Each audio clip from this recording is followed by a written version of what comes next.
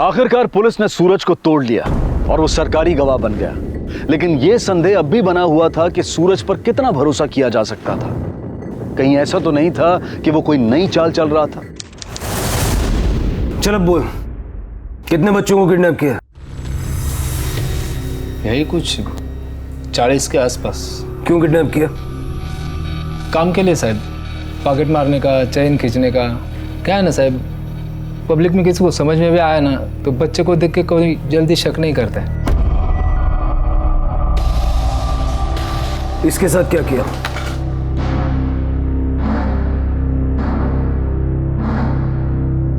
इसको तो मार दिया साहब उन लोगों ने। ये पहला बच्चा था जिसको मारा था, राजा। उन लोगों ने मारा और मैंने इसकी बॉडी रास्ते से दूर खड़ी रिक्शा में फेंकी थी साहब। कहाँ हुआ था ये सब? कोल्हापुर स्टैंड के उधर। कब की बात है?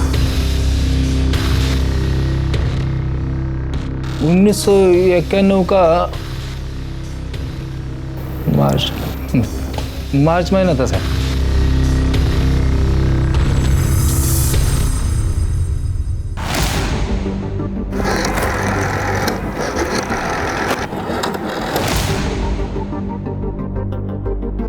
हेलो,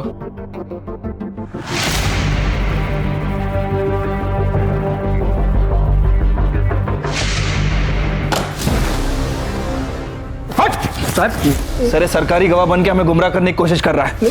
कोल्हापुर पुलिस को एसटी स्टैंड के पास किसी बच्चे की लाश नहीं मिली थी। बोल। नहीं साहब, मैं झूठ नहीं बोल रहा है। कमल, एक मिनट। तूने बोला कि कोल्हापुर के एसटी स्टैंड में उन्होंने बच्चे को मारा और तू लाश लेके आगे गया। हाँ साहब।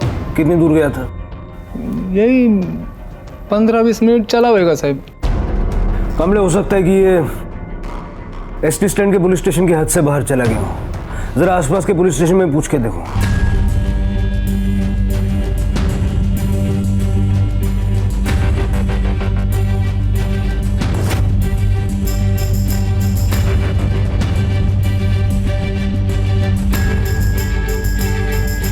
हो सर, हाथ होता।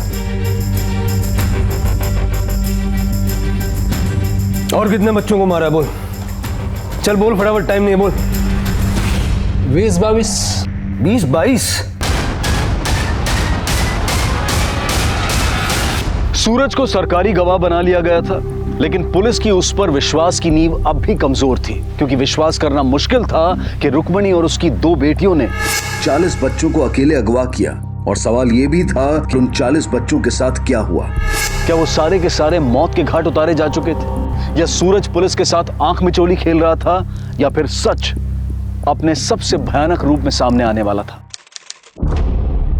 और इस विकराल परिस्थिति को देखते हुए राज्य सरकार ने इस केस की तहकीकात के लिए क्राइम ब्रांच ऑफिसर को नियुक्त किया था। Good morning sir. Morning. Kolhapur police ने पहले बच्चे का मर्डर कंफर्म कर दिया है और उसकी डिटेल्स भी हमें भेज दी हैं। सर, ये उन 60 बच्चों की फोटोग्राफ्स हैं जो 1991 से 96 के बीच मुंबई, ठाणे, कोल्हापुर, नासिक, इन जगहों से उठाए गए थे। अभी तक ये कंफर्म नहीं हो पाया कि इनमें से कौन कौन से बच्चे इन्होंने उठाए थे।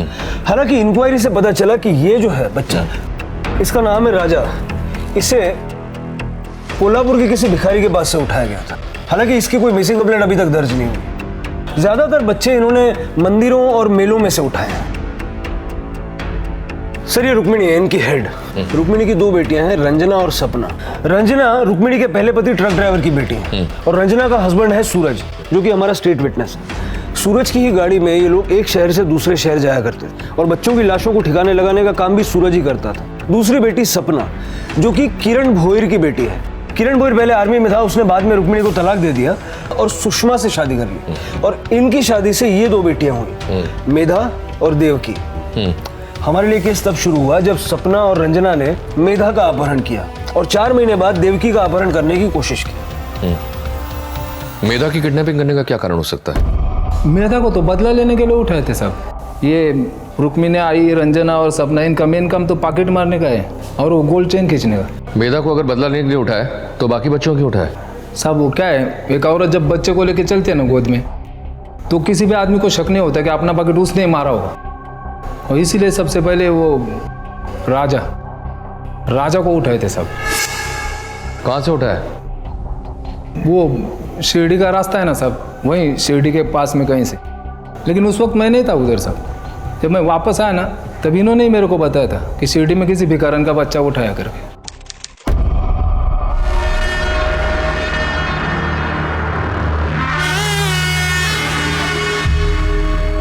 माई मैं कुछ पैसा देना माई, मेरा बच्चा बहुत भूखा है माई, देखना 2 दिन से कुछ नहीं खाया मैं, कुछ देना। अरे इतनी हट्टी कट्टी है, तू भीख मांग रही है? कुछ काम धंधा क्यों नहीं करती? बच्चों को भूखा मारेगी तू? बच्चा बड़ा होएगा तो क्या बोलेगी तू?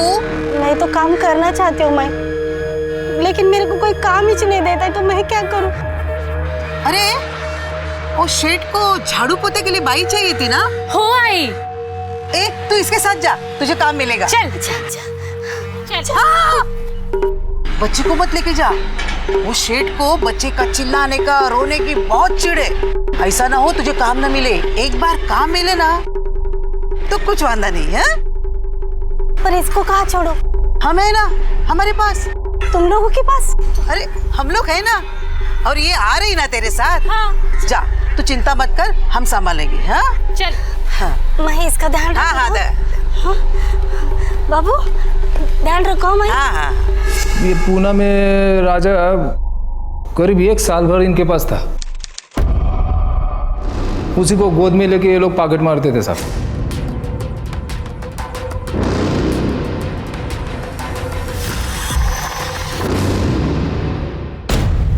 चेन चेन चेन, चोर चोर चोर, अरे चेन चुराई, पुलिस को बुला। अरे छोड़ छोड़ो। अरे चेन चुराई मेरी गले की, पुलिस को बुला पहले। कहाँ छोड़ू मैं? राजा की वहाँ मौत हो गई और तूने उसे रिक्शा में डाल दिया। अरे नहीं साहब, राजा उस वक्त मारा नहीं था, सिर्फ सर फटा था उसका। हाँ थोड़ा खून बह गया था, पर उसके बाद इन लोगों ने उस आदमी को धमकी दिया ना साहब, तेरे को पुलिस स्टेशन लेके जाएंगे। 2000 रुपये निकल के दिया, निकल गया उधर से। 25, 26, 27, 28, 29 और 30, 3000 ये और ये 2000 रुपया उस आदमी से झटका, वो टोटल हुआ 5000 रुपया। नहीं भारी, आप लोगों ने तो अच्छा हाथ मारा है आज। उसके बाद साहब हम राजा को लेके पीछे की तरफ चले गए। वहाँ पे रुक्मिणी आए को एक खंबा दिखा। हो गया? हाँ हो गया। चल बड़ा पौधा। हाँ देना, भूख लगी बहुत तेज।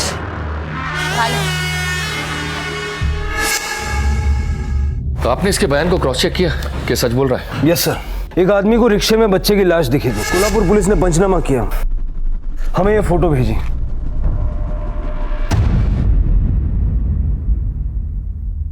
सर ये पहला नहीं है, इसके बाद भी उन औरतों ने कई किडनैप किए। पहले हम ये देखते हैं कि इन 3 औरतों में से कौन कौन अपना गुनाह कबूल करता है, फिर हम नेक्स्ट पे जाएंगे। खोटा बोलता है तो कुतरा, राजा को मारा और इल्जाम हम पे लगा रहा है। देख कितना कमीना निकला तेरा आदमी। साहब हम लोग औरतें हैं, हमारे भी बच्चे, हम किसी का बच्चा को कैसे मार सकते हैं? हाँ साहब, चाहिए तो आप हमारे बच्चों से पूछ लो साहब, हम उन्हें कितना प्यार करते हैं, बहुत प्यार करते हैं साहब। बकवास बंद कर। इससे पहले इतने सारे बच्चों को अगवा किया, तब कहाँ था तुम्हारा प्यार? हमने नहीं साहब, वो सूरज उन बच्चों को उठा के लाता था और बोलता था कि रास्ते पे रोते हुए मिला।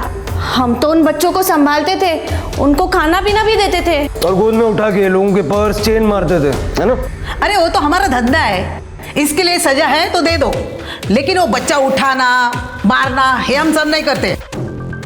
हाँ साहब, हम लोग बिल्कुल सच बोल रहे हैं साहब, हमने ना ही किसी बच्चे को उठाया है और ना ही किसी बच्चे को मारा है। उस कमीने ने मारा होगा उसको। हाँ साहब, सूरज नहीं मारा उसको, उसी ने मारा है, उसी ने मारा है साहब। हाँ पुलिस अच्छी तरह से जानती थी कि ये तीनों औरतें झूठ बोल रही हैं, क्योंकि राजा को अगवा करते वक्त सूरज साथ में नहीं था और सूरज इसका सबूत पुलिस को दे चुका था। राजा की दर्दनाक मौत सिर्फ एक शुरुआत थी, आगे अनगिनत असहनीय वहशी दरिंदगी की कहानियां सामने आनी बाकी थी। सूरज के बयान के मुताबिक इन तीनों ने 20 से भी ज्यादा बच्चों को मौत के घाट उतारा था। शिरडी पुलिस ने इन्हें चोरी के इल्जाम में गिरफ्तार किया और सजा भी हुई, लेकिन चूंकि राजा की मां ने पुलिस कंप्लेंट नहीं की थी, इसलिए पुलिस को भनक तक नहीं लगी कि ये मामला सिर्फ चोरी का नहीं बल्कि एक मासूम के कत्ल का भी था। फरवरी 1991 में ये तीनों सजा काट कर बाहर आई और आते ही इन्होंने बच्चों को अगवा करने की कई कोशिशें की, लेकिन इन्हें कामयाबी दिसंबर 1991 में मिली जब इन्होंने मुंबई के थाने से नितिन को अगवा किया और एक और मासूम की जिंदगी दांव पर लग गई।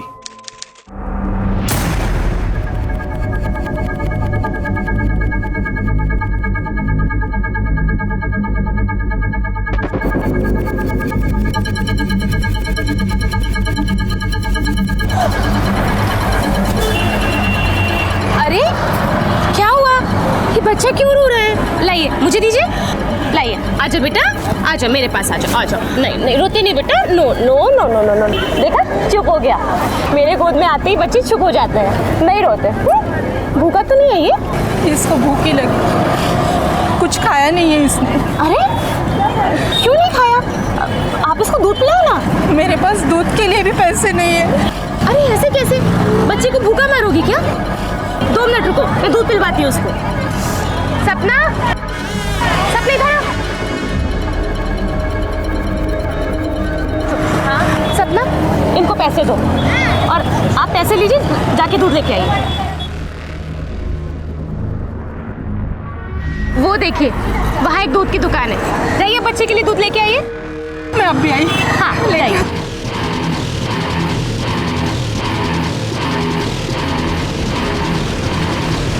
उस बच्चे को कब मारा और कहाँ मारा? वो तो मेरे को मालूम नहीं साहब। उस वक्त मैं मेरे काका के मौत पे गांव में था। हाँ, पर वो बच्चा 3-4 महीने तक तो इनके साथ रहा होगा। जब मैं वापस आया ना, तब मैंने पूछा था। रुक्मिणी आई, बोली कि वो बीमार रहता था ना, इसके लिए उसको नासिक के कुंभ मेले में छोड़ के आई है। वो बोली कि तू बच्चे उठा के लाता था, तू बोल रहा है कि वो बच्चे अगवा करते थे। तुम लोग सब लोग मिलकर झूठ बोल रहे हो, पुलिस को गुमराह कर रहे हो। अरे नहीं साहब, मैंने किसी बच्चे को नहीं उठाया। सब उल्टा मैं नितिन को वापस लेके आया था नासिक से। मतलब? वो क्या है ना साहब, 3-4 महीने में रंजना को उस बच्चे से बहुत लगाव हो गया था। जब से रुक्मिणी आई उसको मेले में छोड़ के आई थी ना, तब से रंजना बोल रही थी मेरे को बच्चा वापस चाहिए, वापस चाहिए। तो मैं गया था साहब नासिक में, वहाँ के पुलिस स्टेशन में बच्चे के लापता होने की मैंने ही कंप्लेंट लिखाई थी। अरे एड़े हो गए तुम लोग। चोरी के बच्चे का पुलिस कंप्लेंट किया? अरे चोरी के बच्चे की माँ बनने को किसने कहा था? तू एक दिन हमारा धंधा बंद कर देगी। हाय हाय, मुझे कुछ नहीं सुनने का है, मुझे मेरा नितिन चाहिए बस। ये अचानक रंजना को बच्चे पे इतना प्यार क्यों आया? वो क्या है ना साहब, 4 महीने का बच्चा गिर गया था रंजना का। तब से वो बहुत दुखी थी, कभी गुस्से में, कभी नाराज है, कुछ समझ में नहीं आता था। और उसी टाइम पे नितिन को उठा के लाए थे, तो उसका नितिन से बहुत लगाव हो गया था। और मैंने भी नासिक के पुलिस में नितिन की फ़ोटो दी थी, तो उन्होंने भी उसको ढूंढ लिया। वो होता ना, एनजीओ वाली किसी औरत ने उसको देखा था उधर, उसने ले जाके उसको अनाथ आश्रम में दिया। फिर अनाथ आश्रम वालों ने उसको किसी को गोद दे दिया। पुलिस ने मेरे को उनका एड्रेस दिया, तो मैं और रंजना गए थे नासिक में उनके घर।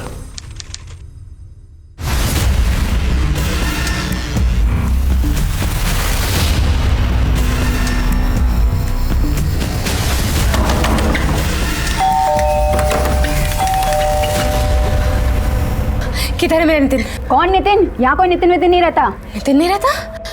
लेकिन कसला आवाज है, कोण आले?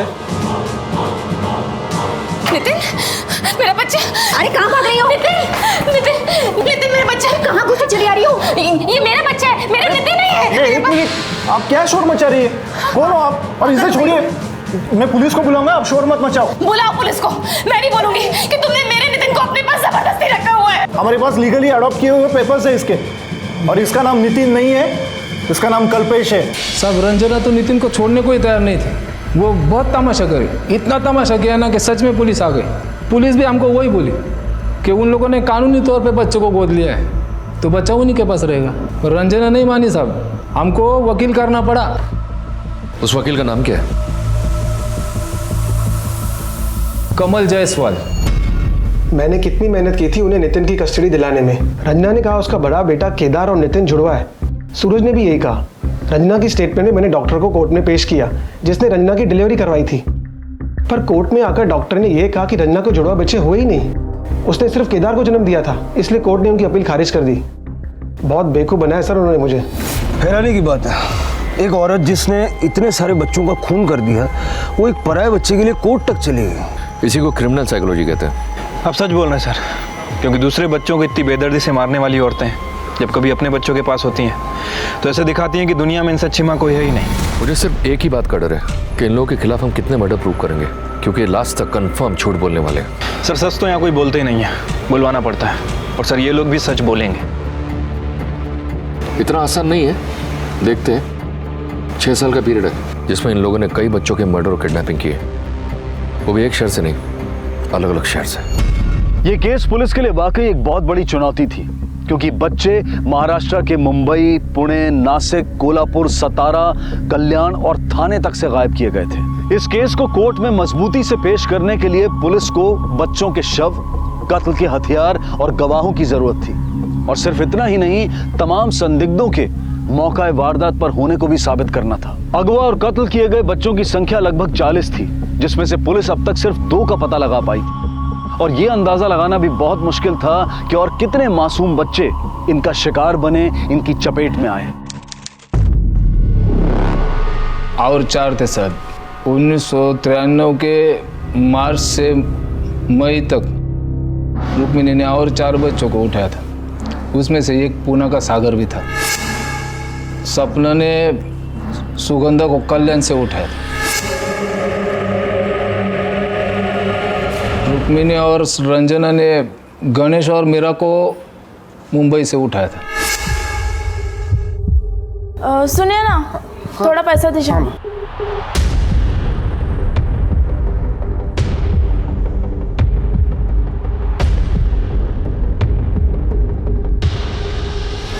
उसी दिन रुक्मिणी ने मुंबई विटी से मीना को उठाया था। इन सब बच्चों को लेके हम लोग मेरी गाड़ी से पुणे आए। तुम लोग बच्चों को कहीं से भी उठाते थे, तो तुमको उनके नाम कैसे पता होते थे? ये उनके असली नाम नहीं थे साहब। इन बच्चों को कुछ 9 महीने तक इस्तेमाल किया साहब। उसके बाद बंटी को घाव लग गया और उसकी जख्म कुछ दिनों में सड़ गई। इधर मीना भी बीमारी चल रही थी।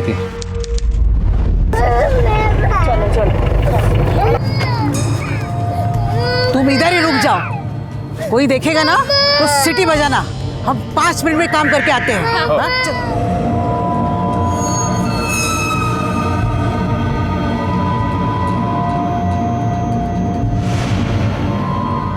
बहुत एक्सपर्ट हो गए तुम लोग, 5 मिनट में काम निपटा दिया। अरे बच्चों को मारना मुर्गी को मारने से आसान है। अब ये इन बच्चों को ठिकाने किधर लगाने का? चल चल चल चल, आजा बताती मैं।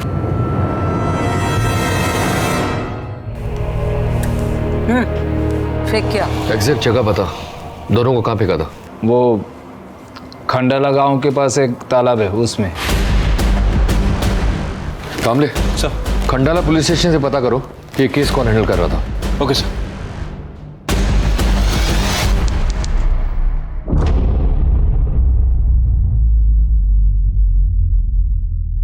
सर, ये खंडाला गांव पुलिस स्टेशन से पीएसआई जोशी हैं। सर, वो केस इन्हीं के पास था। सर, गौतम शिटोले नाम का एक आदमी तालाब में मच्छी पकड़ने गया था। उसे ये बैग मिला था सर। उसने देखा कि बैग में बच्चे की लाश है, तो फौरन हमें फ़ोन किया। हमने वहाँ आसपास जाकर के चेक किया तो बच्चे की डेड बॉडी से भरा हुआ ये दूसरा बैग मिला था हमको वहाँ पर। आपने आसपास के पुलिस स्टेशन में इस उम्र के बच्चों की मिसिंग कंप्लेंट चेक की थी?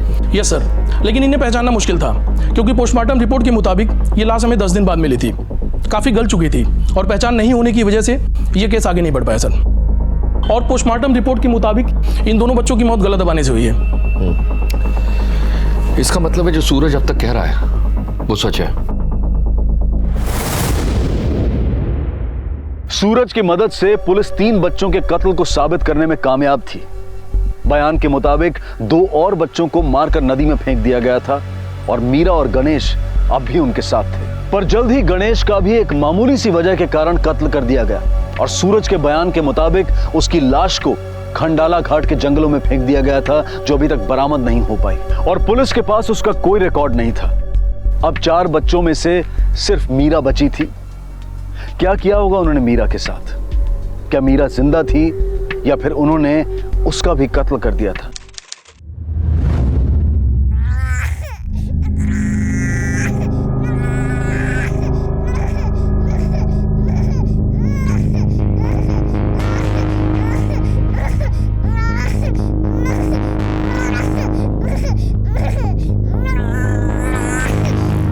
अजीब लोग हैं, बच्चे को ताले में बंद करके गए हैं।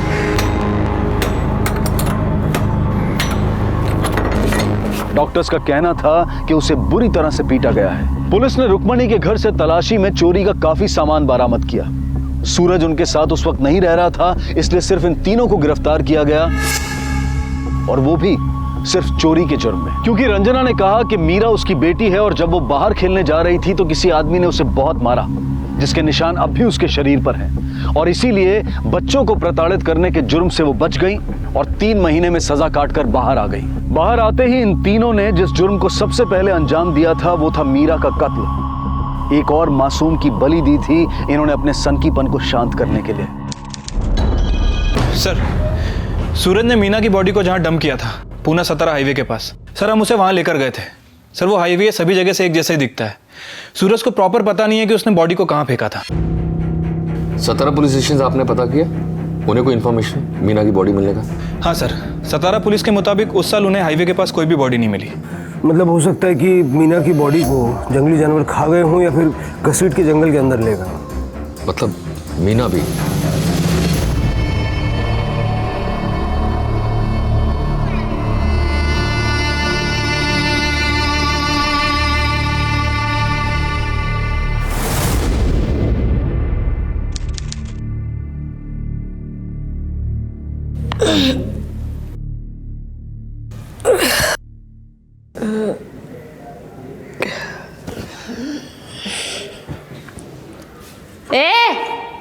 चाय देना। कब से चाय नहीं मिली है? सर दुख रहा है मेरा। क्या हुआ? क्यों चिल्ला रही है? तेरे जैसे लोगों को ना चाय क्या पानी भी नहीं मिलना चाहिए, और चिल्लाएगी ना तो जो मिल रहा है ना वो भी नहीं मिलेगा। जा चुपचाप बैठ जा। हे अगर आई उठना। आई क्या हुआ? उठ नहीं रही है ये। आई आई आई आई आई उठना, आई उठ, आई उठना, आई आई आई। अरे उठ, अरे कोई है, मेरी आई उठ नहीं रही है। आओ जल्दी आओ। आई आई आई। क्या हुआ मेरी आई को? अरे ये तो मर गई। ये आई। रुक्मणी अपने किए की सजा भुगतने से पहले ही मर चुकी थी। रंजना और सपना को अपनी मां रुक्मणी की मौत का दुख था या नहीं कह नहीं सकते, पर दोनों बहुत शांत हो गई थी। लेकिन अचानक भावना इन्हें छोड़कर न जाने कहां चली गई थी कि इन्होंने अपनी मां की मौत का भी फायदा उठाने की कोशिश की। तुम लोगों ने जो किडनैपिंग और मर्डर किए उसमें से 7 साबित हो चुके हैं। बाकी की किडनैपिंग और मर्डर तक भी हम बहुत जल्दी पहुंचेंगे भाई। अरे साहब, हमने कोई किडनैपिंग नहीं की है, ना ही किसी को मारा है। साहब ये सारा काम हमारी आई करती थी, वही बच्चों को लाती थी। हम लोग ने तो कुछ नहीं किया है साहब। हाँ साहब वो करती थी और तुम दोनों मौत का तमाशा देखती थी, है ना? हमारे पास सारे सबूत है कि सारे गुनाहों में तुम दोनों बराबर की हिस्सेदार हो।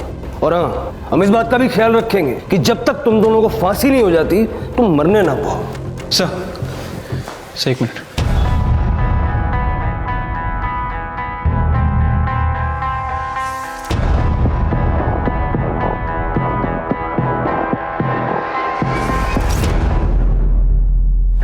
सर ये रुक्मिणी के सेकंड हस्बैंड थे, ये उनकी बीवी है और मेधा इन्हीं की बेटी थी।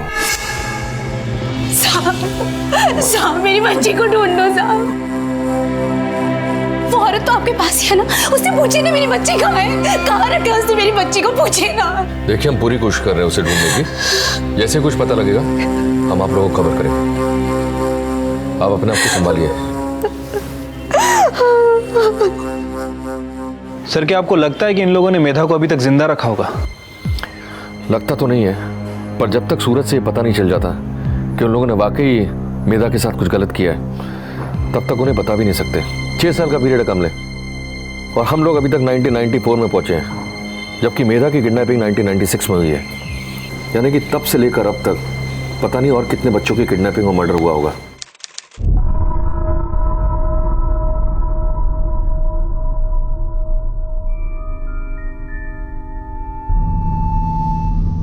ये उंगलियों पे क्या गिन रहे हो? अरे साहब वो बड़े साहब ने बोला था ना मेधा के पहले कितने बच्चे। घिनौने आदमी इतने सारे बच्चों को मार दिया और उंगली पे गिन रहा है। मेधा नहीं, मीना के बाद से बता। मीना के बाद सुरभि थी साहब।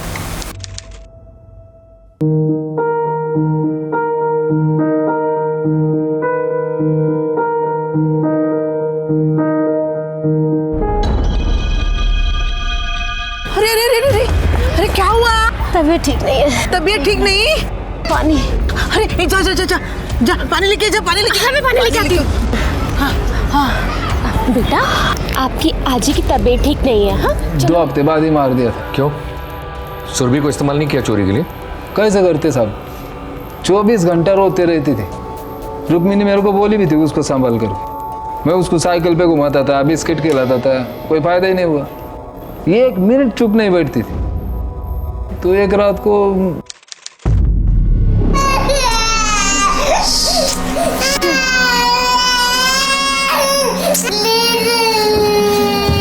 ये आई इसको चुप कराना यार, सोना है। क्या करूं इस लड़के का?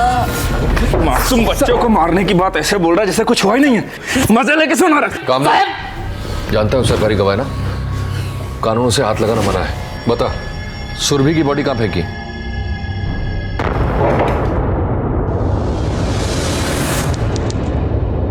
कमले साहब, बच्ची की डेड बॉडी हमें इस जगह पर मिली थी और इस जगह के मालिक ने ही पहले डेड बॉडी को देखा था। उसी ने हमें इन्फॉर्म किया।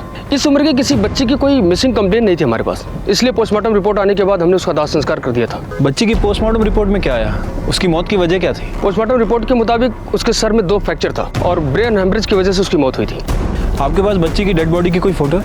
हाँ है, लेकिन बच्ची का फेस कई दिनों से धूप में पड़े रहने की वजह से चेहरे के खाल पूरी तरह से फट गई थी, जिसकी वजह से पहचानना मुश्किल है।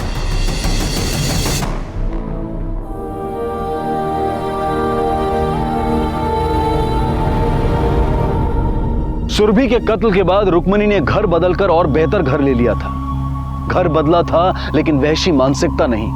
नए घर में नए तरीके से कत्ल का सिलसिला शुरू हो गया था और कत्ल करने का तरीका और भी दर्दनाक।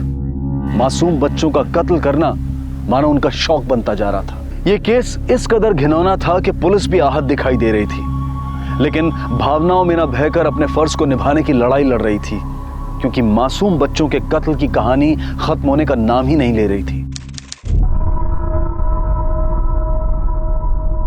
सूरज ने एक और किडनैपिंग और मर्डर के बारे में बताया, और ये कत्ल पिछले किए गए मर्डर से भी बेरहमी से किया गया। बच्चे का नाम अमर था। अमर?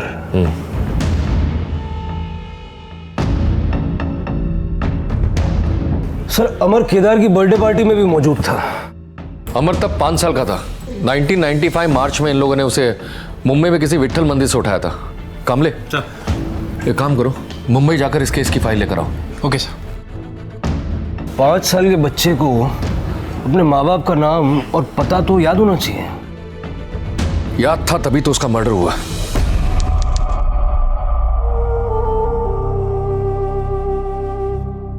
तू मेरे साथ गोटी खेलेगा? ये सब मैं नहीं खेलता, मैं मेरे दोस्तों के साथ क्रिकेट खेलता था। पता है, मेरे घर के सामने बहुत बड़ा ग्राउंड था और पापा के पास भी बहुत बड़ी गाड़ी भी है। वो मुझे रोज चॉकलेट देती थी। यहाँ तो कुछ भी नहीं मिलता। तुम अपनी आजी आई को बताओ ना, वो मुझे पापा के पास वापस भिजवा दे। अमर ने अपने पड़ोसियों को भी अपने घर परिवार के बारे में बताया था, और जब रुक्मणी को इस बात का पता लगा तो उस बच्चे का इस दुनिया में वो आखिरी दिन था। भगवान ऐसे राक्षसों को पैदा क्यों करता है? एक मासूम बच्चे को इतनी बेरहमी से लोगों ने मारा है ना। इसका मतलब है कि कामड़े को रुक्मिणी के घर में दीवार पे जो खून के धब्बे मिले थे, खून अमर का था। हाँ, और यही कोर्ट में हमारे लिए पुख्ता सबूत का काम करेगा। और मेधा के बारे में उसने कुछ बताया? मेधा का नंबर अभी आया कहाँ है? अभी तो उसके पहले की लिस्ट बहुत बाकी है।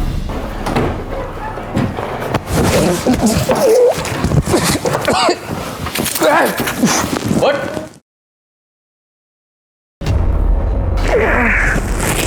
सरकारी गवाह है तू, सरकारी दामाद नहीं, समझा?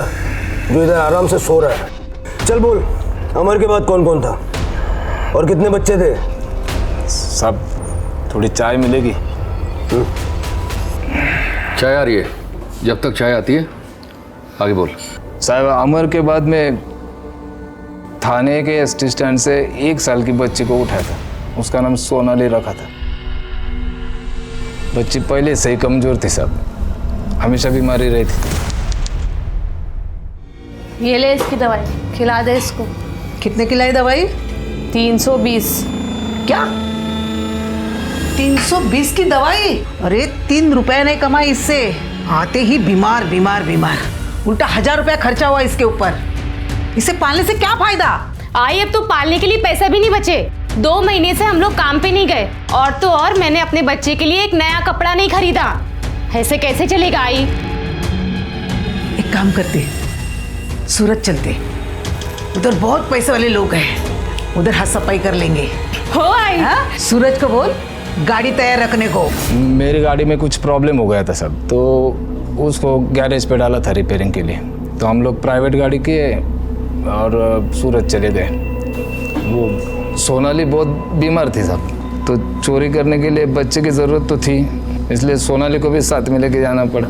चोरी करते हुए बच्चे रोते नहीं थे? नहीं साहब, काम पे जाने के पहले उसको नींद की दवाई दे देते थे हम लोग, और ये नींद की दवा के कारण सोनाली और भी कमज़ोर हो गई थी। रुक्मिणी यहाँ को लगा कि उसको अभी रखने का कोई फ़ायदा नहीं है, तो एक ढाबे पे हम लोग खाने के लिए रुके थे। उधर उसने बोल दिया कि इससे छुटकारा पा लेते हैं।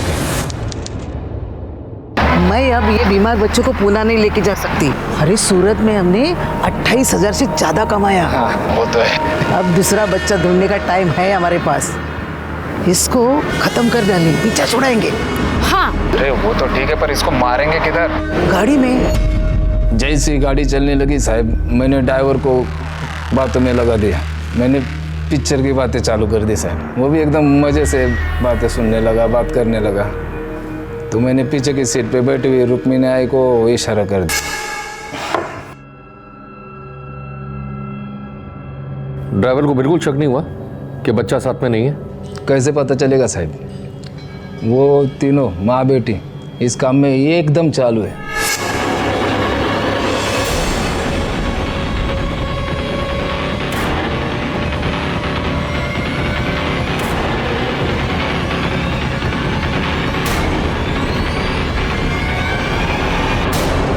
उसके बाद हम लोग पुणे आ गए सब। फिर कुछ दिन के बाद मेरा एक्सीडेंट हो गया, तो मैं मेरे दोनों बच्चों को लेकर गांव में चला गया सब। गांव चले गए मतलब? बच्चे स्कूल में नहीं जाते थे? नहीं सर, उन लोगों ने बच्चों को भी यही काम सिखाया। रुक्मिणी को कभी लगा नहीं कि जो कर रही है वो गलत है? उससे बच्चों को पढ़ाना चाहिए, कुछ बनाना चाहिए, बजाय इसके कि चोर बनाया। तुमने कभी उसको समझाने की कोशिश नहीं की? उधर सिर्फ रुक्मिणी आई के चलती थी, और वो बोले कि वही करना पड़ता था। ये छोड़, ये बता सोनाली के बाद। सोनाली के बाद तो मैं गांव में चला गया था सर, लेकिन उधर से मैंने फ़ोन किया था, तो रंजना ने बोला था कि उसके बाद उन्होंने और 2 बच्चों को उठाया। लेकिन जब मैं 3 महीने के बाद वापस आया तो मेरे को घर में कोई बच्चा नहीं दिखा सर। सुन, मैं जब गांव में था तब तुम लोगों ने 2 बच्चे उठाए थे। किधर है? जहाँ बाकी सारे बच्चे जाते हैं उधर ही। मालूम है, पहले उनसे खूब काम लिया, फिर तुम्हारा ठिकाने लगाने वाला काम मैंने किया। आई मेरे से ना बहुत खुश हुई। देखना कितनी जाड़ी चेन दी है मेरे को। अच्छा, मजे है तेरे। कौन बोला आपको ये सब साहब? मैंने किसी बच्चे को नहीं मारा, और मैं ऐसा काहे को करेगी साहब? और नहीं मैंने किसी को फेंका है, ये सारा काम मेरी आई करती थी साहब। उसके सामने किसी को बोलने की हिम्मत नहीं थी। रंजना, ये वो बच्चे हैं जिन्हें तुमने मार दिया। देखो कितने मासूम हैं, इतनी बेरहमी से मार दिया तुमने उन्हें। साहब मैं काहे को किसी को देखेगी? मैंने बोला ना कि मैंने कुछ नहीं किया साहब, और मेरा इन बच्चों से कोई लेना देना नहीं है साहब। तुम्हारे लेने देने का प्रूफ है हमारे पास। अगर तुम ये 2 मर्डर कबूल कर लोगी तो हम तुम्हारे बच्चे तुम्हारे साथ रहने देंगे, वरना मजबूरन हमें तुम्हें तुम्हारे बच्चों से अलग करना पड़ेगा। उधर ही भेज दो साहब, वो संस्था वाले ना मेरे बच्चे का बहुत अच्छे से ध्यान रखेंगे। उधर ही भेजो साहब। हाँ। रंजना और सपना इतनी शातिर अपराधी थी कि पुलिस की कोई भी चाल कामयाब नहीं हो पा रही थी। उन दोनों में से किसी ने भी उन 2 बच्चों की किडनैपिंग और कत्ल को कबूल नहीं किया जो उस समय किए गए थे जब सूरज गांव में था। 9 बच्चों के कत्ल सामने आ चुके थे, लेकिन अब तक सिर्फ 4 बच्चों के कत्ल के पुख्ता सबूत मिले थे। अपराध की 6 सालों की खोज खबर लेती पुलिस मेधा तक पहुंच गई थी। मेधा उनका आखिरी शिकार थी। क्या मेधा का भी खून कर दिया गया था, या रुक्मिणी ने अपनी सौतेली बेटी को कहीं छिपा दिया था या बेच दिया था? आखिर कहां थी मेधा और क्या हुआ था उसके साथ? मेधा को तो उसी दिन मार दिया था साहब, जिस दिन उसको घर से लेके आए थे। कैसे मारा? जिस दिन रंजना और सपना उसको धर्मशाला में लेके आई, उसी वक्त हम लोगों ने सामान बांध के वहाँ से निकले थे।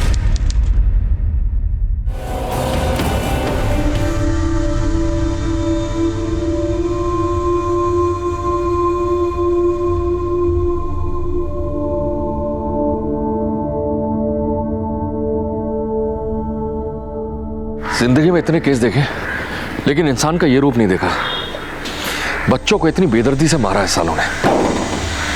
अब क्या करें, सबके सबूत तो नहीं मिल पाएंगे। जितने सबूत इकट्ठे कर सकते उतना करेंगे और जल्द से जल्द कोर्ट में चार्जशीट फाइल करेंगे। हमारी जिम्मेदारी बनती है कि इन औरतों को फांसी की सजा दिलवाना, और मुझे नहीं लगता कि कोर्ट इन पर जरा सी भी दया दिखाने वाला है। इनकी चार्जशीट पड़ी तब मैं खुद डर गया। पहले मेरे घर पे फोन करके मैंने मेरे बेटे की सलामती पूछ ली। इन दोनों बहनों ने जिस क्रूरता से ये कत्ल किए है कि ये दया के पात्र है ही नहीं। जून 1990 से लेकर 1996 तक इन 6 सालों में इन्होंने अपने अपराधों को एक के बाद एक अंजाम दिया। लेकिन अफसोस की बात यह थी कि इन 6 सालों में पुलिस सिर्फ 5 बच्चों को ही न्याय दिलवाने की अपील कर पाई। बाकी सबूतों के अभाव में साबित नहीं हो पाए। चोरी चकारी करने वाली इन औरतों ने कातिल बनकर विभत्स से विभत्स कत्ल करने के उदाहरण को भी पीछे छोड़ दिया। मासूम बच्चों को गला दबाकर दीवार पर, खंबे पर पटक कर, और वो भी तब तक जब तक उनके सर के टुकड़े ना हो जाएं, और पत्थर से उनका सर कुचलकर उन बच्चों की जान ले ली। इनकी दरिंदगी, इनकी क्रूरता के लिए अदालत ने बिना रहम खाए इन्हें फांसी की सजा सुनाई। लेकिन ये मुसीबत जैसी की तैसी बनी रही और मानव अधिकार संगठन इनकी पैरवी के लिए आगे आए। लेकिन जब उन्होंने इनकी चार्जशीट पढ़ी, इनके अपराधों को पढ़ा, तो उन्होंने भी अपने हाथ पीछे खींच लिए। फांसी की सजा मिलने के बाद रंजना और सपना ने सुप्रीम कोर्ट में दरख्वास्त की, लेकिन सुप्रीम कोर्ट ने भी इनकी दरख्वास्त को ना मानते हुए इनकी सजा को बिल्कुल वैसे ही रखा और अगस्त 2006 में उनकी इस फांसी की सजा को लागू कर दिया गया, जिसके बाद इन दोनों ने राष्ट्रपति से दरख्वास्त की। इनके अपराध इतने भयानक थे कि राष्ट्रपति ने भी इनकी दरख्वास्त को खारिज कर दिया और आज ये दोनों बहनें अलग अलग जेल में अपने आखिरी पल का इंतजार कर रही हैं। आज भी रंजना के बच्चे केदार और मारुति जेल में इनसे मिलने आते हैं। जब भी आपको किसी गलत काम को करने में खुशी मिले तो रुक कर गंभीरता से सोचें, क्योंकि ये आपके अपराधी बनने और जेल की सलाखों का बुलावा है। देखते हैं हमारे आज के एपिसोड की दूसरी कहानी।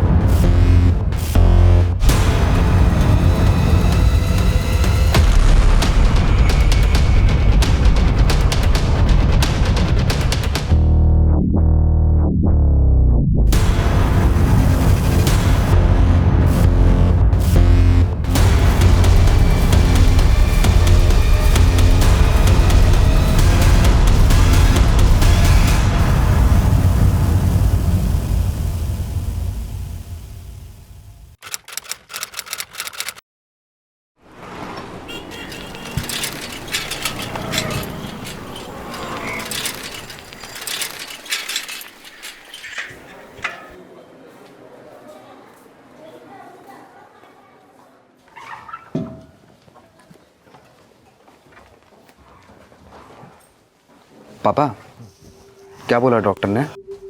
ठीक से कुछ बोलते ही नहीं। 2 दिन से दाखिल करके रखा है और तुम्हारी अम्मा का बुखार है कि उतरने को तैयार ही नहीं। पापा आप फिलहाल खाना खा लो। और सुनिए, नीचे के डब्बे में खिचड़ी है, थोड़ी सी अम्मा के लिए छोड़ दीजिएगा। अम्मा, कैसा लग रहा अम्मा? हमें यहाँ से ले चलो, अच्छा नहीं लगता है यहाँ। हाँ, ले चलेंगे ना अम्मा। आपको पता है आपके लिए आज खिचड़ी बना कर लाए, खाओगी ना? हमको बहुत दुख होता है, हमरे रहते तुमको घर का सब काम, चौका बर्तन सब करना पड़ता है। देखो तुम पाल पोस के हमें कितना बड़ा करती, और हम तुम्हारे लिए इतना भी नहीं कर सकते। ये हमारा फर्ज है। समझदार हो गया है हमारा बेटा।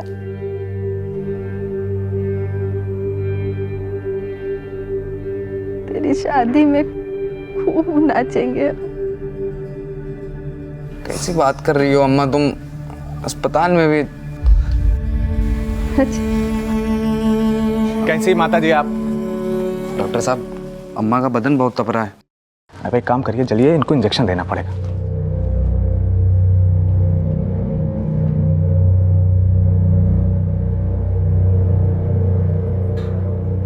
यहाँ के डॉक्टर फर्जी हैं। इनके चक्कर में पड़ के मैंने सारी जमा पूंजी खर्च कर दी, पर ये डॉक्टर हमारी बिटिया को नहीं बचा पाए। इलाज के नाम पर गोरख धंधा चल रहा है। सदानंद, तुम जो कुछ कर रहे हो उससे हम दोनों की लाइफ बर्बाद हो जाएगी। हम ये सब करने के लिए तो डॉक्टर बने नहीं थे, ये सब फालतू चक्करों में पड़ने के लिए। गीता, तुम समझ नहीं रही हो। समझ तुम नहीं रहे हो, अपने काम पे कंसंट्रेट क्यों नहीं करते? मैं थक गई हूँ तुम्हें समझा समझा के। रिलैक्स गीता।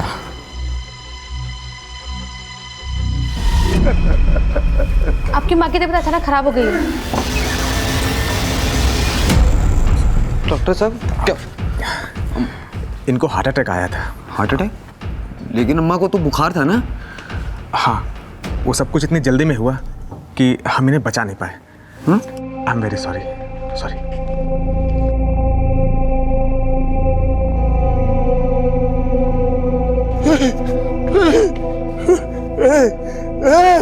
अरे क्या हो गया?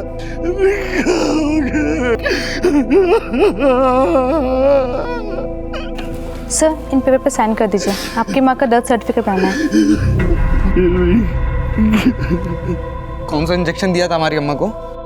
उसी इंजेक्शन से मरी है ना हमारी अम्मा? ऐसा कुछ नहीं है सर, उनको हार्ट अटैक आया था। हार्ट अटैक आया था? सर, उनको पहले से हार्ट के हार्ट अटैक आया था? अस्पताल मत करा देंगे आपका। इंजेक्शन देके अपने हमारी अम्मा को मार दिया।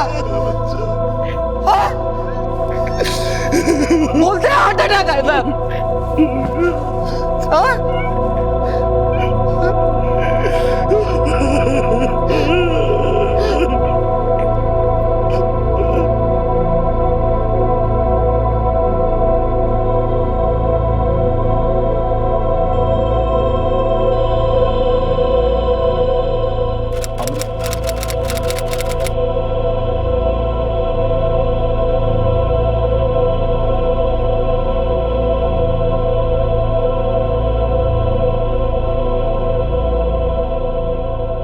काहे चिंता करता है?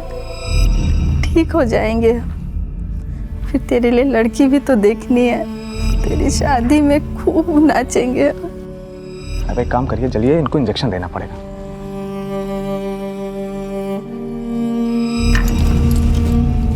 अरे बेटा, यहाँ क्यों बैठा है? ऊपर बैठ। और खाना वाना खाया कि नहीं? क्या बात है? अम्मा की याद आ रही? बेटा,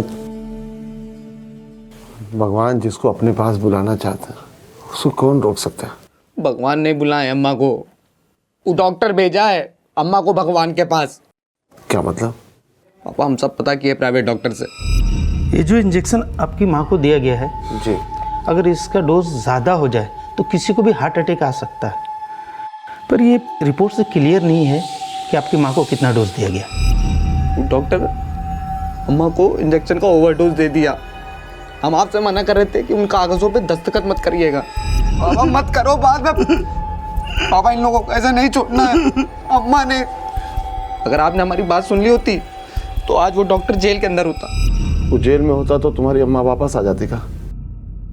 देखो बेटा, हम गरीब लोग, उन लोगों से आफत मोल लेके क्या करते? जीना मुश्किल कर देते हमारा। तुम ये सब छोड़ो और अपनी पढ़ाई पे ध्यान दो। क्या पढ़ाई पे ध्यान दे पापा? वो हमारी अम्मा को छीन लिया और आप कह रहे हो पढ़ाई पे ध्यान दे। क्या करोगे तुम? हाँ, हमको नहीं पता पापा हम क्या करेंगे, लेकिन कुछ तो करेंगे। क्या बोल रहे हो? सुनो बेटा,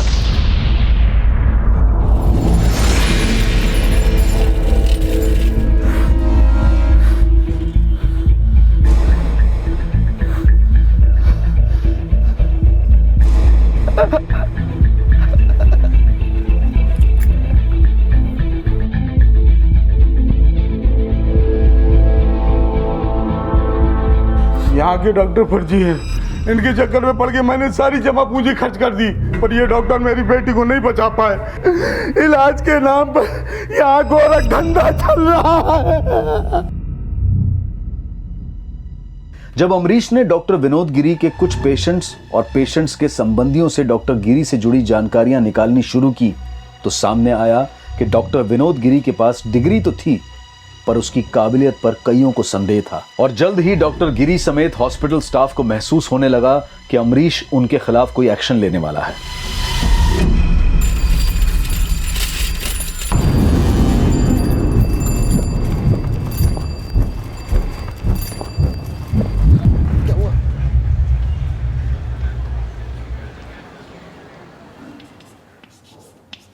All right. So this is the cross section of a human eye. Okay, first things first. सबसे पहले मुझे ये बताइए कि देखने के प्रोसेस में कॉर्निया और प्यूपिल ये दोनों अलग अलग किस तरह से कंट्रीब्यूट करते हैं? Raise your hands.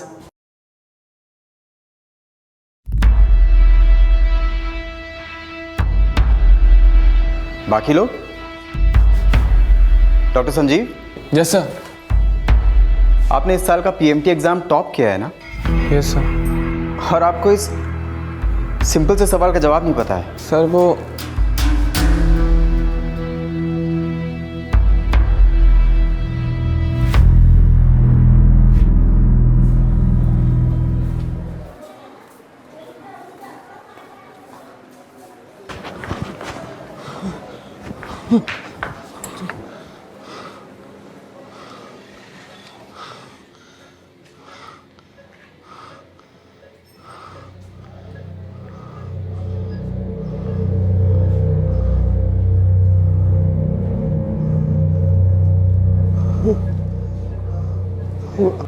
अमरीश, ये क्या हो गया बेटा? कुछ लोगों को बेहोशी की हालत में पड़ा मिला ये। आराम से आराम से। बहुत मारा इसको। क्या? किसने मारा डॉक्टर साहब? ये तो उन्हें भी नहीं पता था, बस इसे भर्ती कराकर चले गए। मरहम पट्टी कर दिया है, लेकिन पेन खत्म करने के लिए इंजेक्शन देना पड़ेगा इसे। पापा पापा ये इंजेक्शन नहीं, पापा इंजेक्शन नहीं, हमें घर ले चलो पापा। रहने दीजिए डॉक्टर साहब। आपको हमारे इलाज पे भरोसा नहीं है? अरे ऐसा क्या कह रहे हैं डॉक्टर साहब? एक ही अस्पताल है इस इलाके में, अगर इमरजेंसी में कुछ हो गया तो कहाँ लेके जाएंगे आप इसे? नहीं नहीं, हल्दी दूध से ठीक हो जाएगा डॉक्टर साहब। चल चल चल बेटा जाओ, घर में हल्दी दूध पियो। हाँ चल चल चल। अमरीश की आवाज को दबाने के लिए उसका और उसके पिता का हनन होना शुरू हो गया था। डॉक्टर गिरी जैसे लोग अपनी झूठी साख को बचाने के लिए अमरीश और उसके पिता जैसे लोगों के मन में अपने डर का खौफ पैदा कर रहे थे। लेकिन डॉक्टर सदानंद की इस सब में क्या भूमिका थी? Sir there is something not right here. ये स्टूडेंट्स पीएमटी का एग्जाम क्लियर करके आए और उनको बेसिक चीज़ें तक नहीं आती हैं, और इनमें से कुछ स्टूडेंट्स टॉपर हैं। मुझे तो इनके रिजल्ट्स पे डाउट है। तुम हर किसी पे डाउट करते रहते हो। It has become your nature now. Sir मैं अभी क्लास में था। मैं कुछ ज़रूरी काम कर रहा हूँ, बाद में बात करते हैं। सदानंद तुम कुछ ज़्यादा ही स्ट्रिक्ट हो। स्टूडेंट्स की ऐसी क्लास लेते हो कि उनकी तो बोलती बंद हो जाती है। उनकी बोलती इसलिए बंद हो जाती है क्योंकि उनको कुछ आता नहीं है। आई नो कि यहाँ पर क्या हो रहा है। तेरी ये घिसी पिटी स्टोरी फिर स्टार्ट हो गई। तू घर जा, भाभी वेट कर रही होगी। See you tomorrow. Bye bye, see you.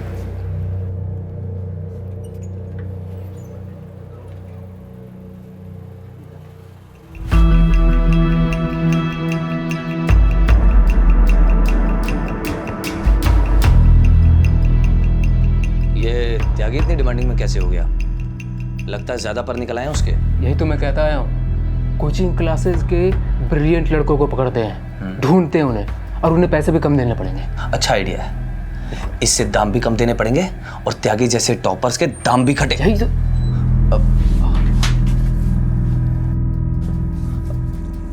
Sadanand तुम?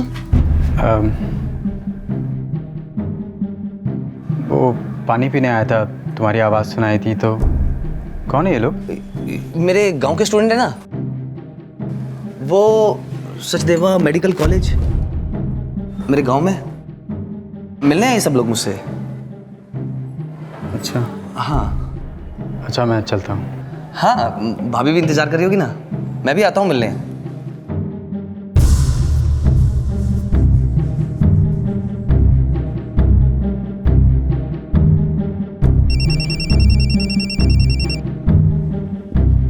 हाँ किशोर बोल। नागर भाई, ये सदानंद आजकल कुछ ज्यादा ही जासूसी कर रहा है।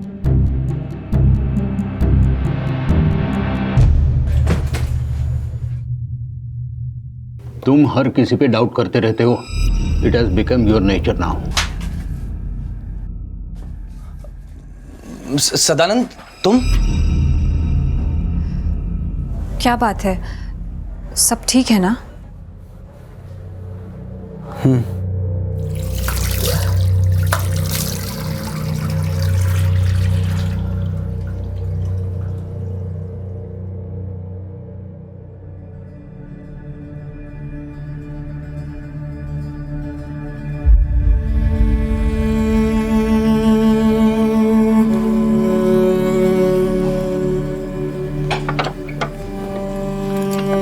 कहाँ जा रहे हो?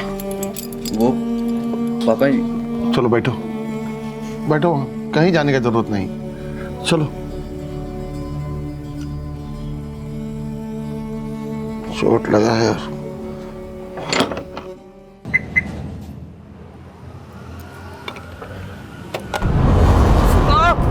अरे देख के भाई।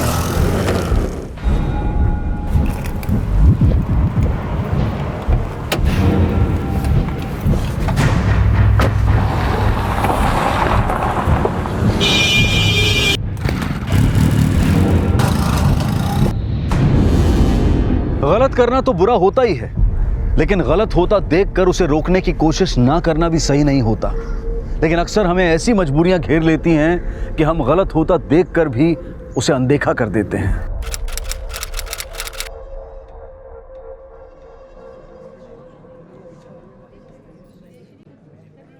सर बस आपसे इतनी सी रिक्वेस्ट थी कि हम लोगों का जो सम्मेलन हो रहा है उसमें आप अपना 10 मिनट भी हमें समय दे देंगे तो हम सब लाभान्वित होंगे। बिल्कुल बिल्कुल सर, बिल्कुल। देखिए मैं अपनी तरफ से पूरी कोशिश करूंगा, लेकिन इनका समय नोट कीजिए, जिस तारीख को बोल रहे हैं नोट के ना, बाकी आप चिंता ना करें। बड़ा चलिए अब इजाज़त दीजिए हमें। हाँ जी, अच्छा जी, नमस्कार। आइए सर, मैं आपको ड्रॉप करता हूँ। सर वो कॉलेज के एक्सटेंशन की फाइल है।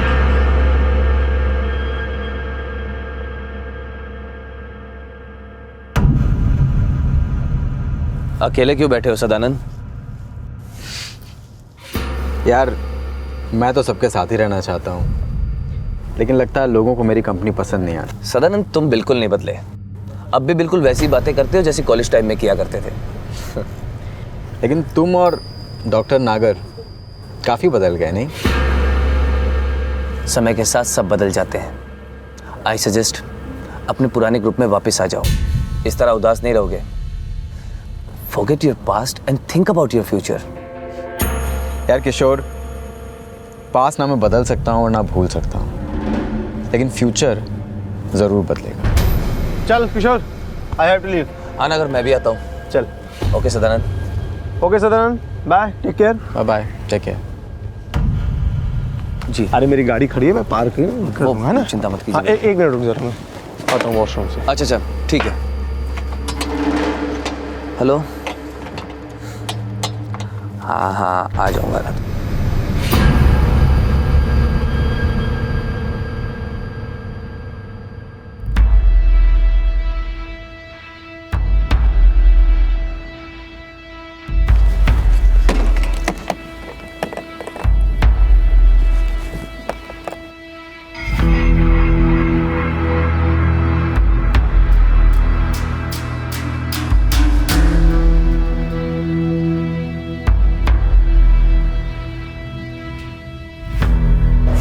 चल बाय।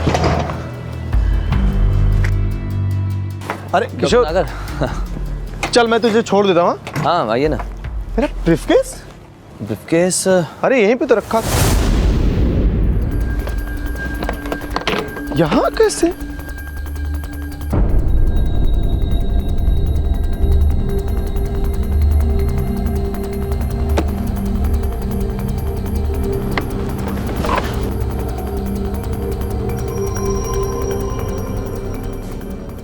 ये क्या देख रहे हैं? गीता, ये सारंग त्यागी है, 2008 का टॉपर। और ये देखो, इसका इस फॉर्म में उमेश अग्रवाल नाम लिखा हुआ है। कौन सारंग और उमेश? ये सब क्या हो रहा है? मुझे कुछ समझ नहीं आ रहा। गीता, ये फॉर्म मुझे डॉक्टर नागर के ब्रीफकेस में मिला।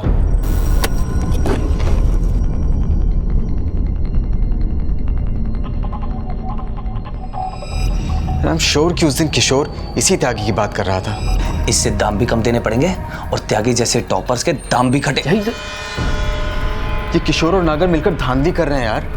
पीएमटी के टॉपर स्टूडेंट्स को पैसा देकर दूसरे स्टूडेंट्स का एग्जाम दिलवाते हैं। और ये देखो, अगले पीएमटी का एग्जाम पेपर तुम्हें याद है? जब मैंने पीजी का एग्जाम दिया था उस वक्त भी एग्जाम पेपर लीक हुआ था, जिसकी वजह से ये किशोर और नागर मुझसे बेहतर रैंक लेकर आए थे। अरे ये लोग तो कॉलेज में क्लासेस में आते भी नहीं थे। इंटरनल एग्जाम्स में हमेशा इनका परफॉर्मेंस पुअर रहता था, उसके बावजूद मुझसे आगे निकल गए। हेरा फेरी करके डॉक्टर्स बने।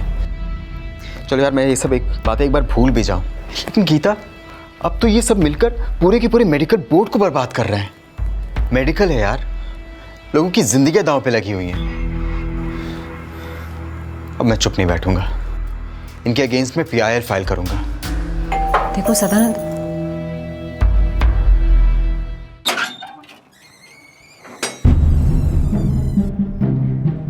नागर तुम?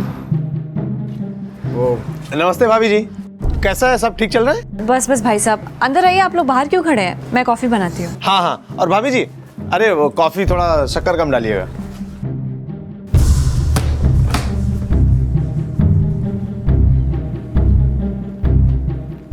हाँ बोलो, क्या हुआ? देख सदानंद, तू मेरा दोस्त है, इसलिए घुमा फिरा कर बात नहीं करूंगा। सीधे सीधे कहता हूँ, तेरे दिमाग में जो चल रहा है ना, उसकी पूरी खबर है मुझे। अच्छा, मतलब मान रहे हो तुम ये सब?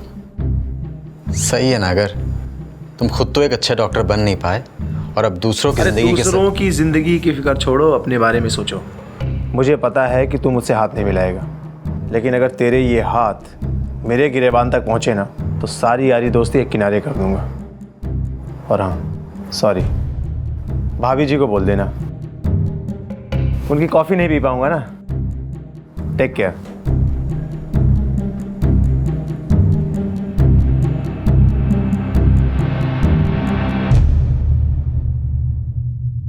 PIL यानी कि पब्लिक इंटरेस्ट लिटिगेशन एक ऐसी जनहित याचिका जो इंडियन कॉन्स्टिट्यूशन के आर्टिकल 39A के तहत देश के हर नागरिक को यह अधिकार देता है कि अगर वो देश के किसी भी सिस्टम में किसी भी तरह की गड़बड़ियां पाता है तो वो अदालत में जाकर उस सिस्टम के खिलाफ अपनी आवाज उठा सकता है। लेकिन सवाल यह था कि डॉक्टर नागर की इनडायरेक्ट धमकियों के बाद क्या डॉक्टर सदानंद अपने PIL फाइल करने के फैसले पर कायम रह पाएंगे? आप जिस नंबर को डायल कर रहे हैं वो इस समय स्विच ऑफ है।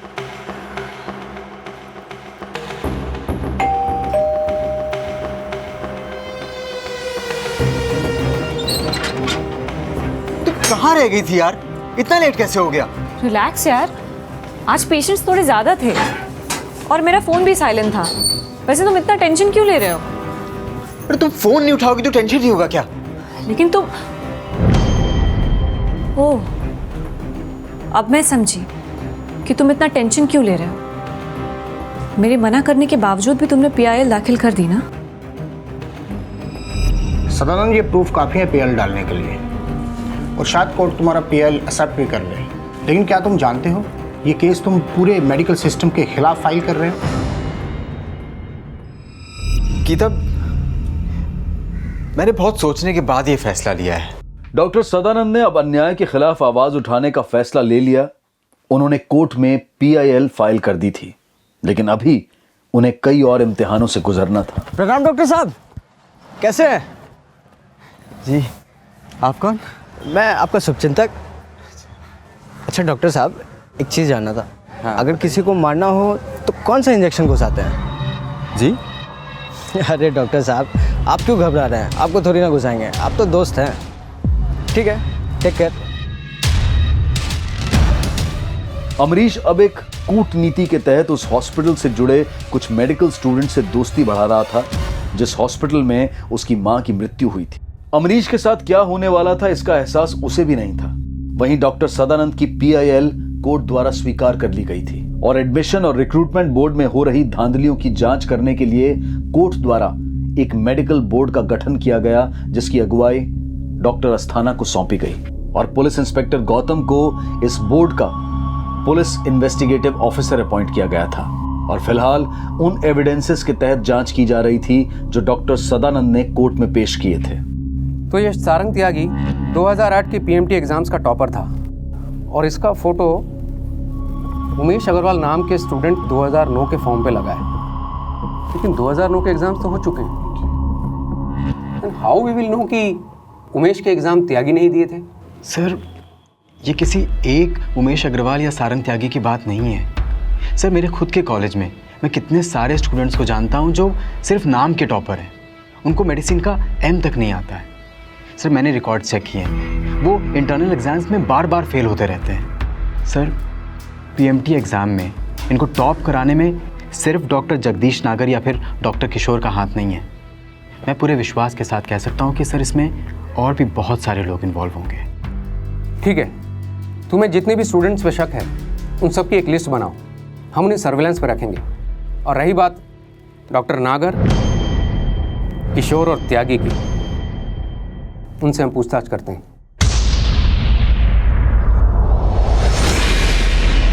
यार तुम तो बहुत बड़े पढ़ाकू निकले, सीधा पीएमटी का एग्जाम क्लियर कर दिया है, मेडिकल स्टूडेंट बन गए। इंटर में कितने परसेंट आए थे तुम्हारे? तुमको मालूम है 60% भी नहीं आया था, लेकिन पीएमटी क्लियर कर लिया एकदम, वो भी बढ़िया वाला रैंक से यार।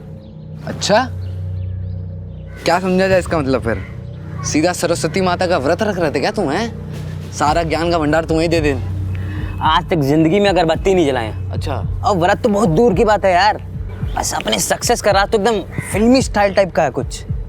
कैसा है तुम्हारा फिल्मी स्टाइल? अरे जब पीएमटी का एग्जाम चल रहा था ना, तो मस्त सिनेमा हॉल में बैठ के सिनेमा देख रहे थे और खा रहे थे पॉपकॉर्न। मतलब पीएमटी का एग्जाम चल रहा था और तुम बैठे सिनेमा हॉल में सिनेमा देख रहे थे और ऐसे ही पास कर लिया पीएमटी? अरे जादू है बाबू, जादू। अच्छा तो यार गुरु, तुम्हारा जादू तो चल गया, थोड़ा हमारा जादू भी चलवाओ।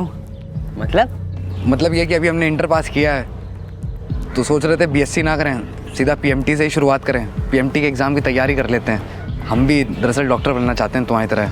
बनवा दूँ? बनवा तो सकते हैं, लेकिन बहुत खर्चा करना पड़ेगा। कितना होगा?